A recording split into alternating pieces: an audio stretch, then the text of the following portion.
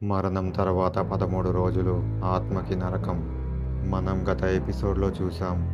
ఆత్మని యమదూతలు తీసుకెళ్తారు. కానీ అసలు భయం అక్కడి నుంచే మొదలవుతుంది. మరణం తర్వాత మొదటి రోజు ఆత్మ తన ఇంటి దగ్గరే తిరుగుతూ ఉంటుంది. తన కుటుంబం ఏడుస్తుంటే ఆత్మ కూడా బాధపడుతుంది. రెండవ రోజు నుంచి ఆత్మకి ఆకలి, దాహం వేయడం మొదలవుతుంది. కానీ అది ఏమీ తినలేదు, తాగలేదు. ఇంట్లో వాళ్ళు చేసే పిండ ప్రదానం ఆ ఆత్మకి ఆహారంలా చేరుతుంది. అది లేకపోతే ఆత్మ చాలా బాధపడుతుంది. ప్రతిరోజు ఆత్మకి కొత్త కొత్త కష్టాలు ఎదురవుతాయి. యమదూతలు ఆత్మని క్రమంగా ముందుకు తీసుకెళ్తారు. ఈ 13 రోజుల ప్రయాణంలో ఆత్మ తన జీవితంలో చేసిన పాపాలని గుర్తు చేసుకుంటుంది. భయం, బాధ, పశ్చాత్తాపం ఇవన్నీ కలిసి ఆత్మని కృంగదీస్తాయి. 13వ రోజు ఆత్మ యమలోకానికి చేరడానికి సిద్ధమవుతుంది.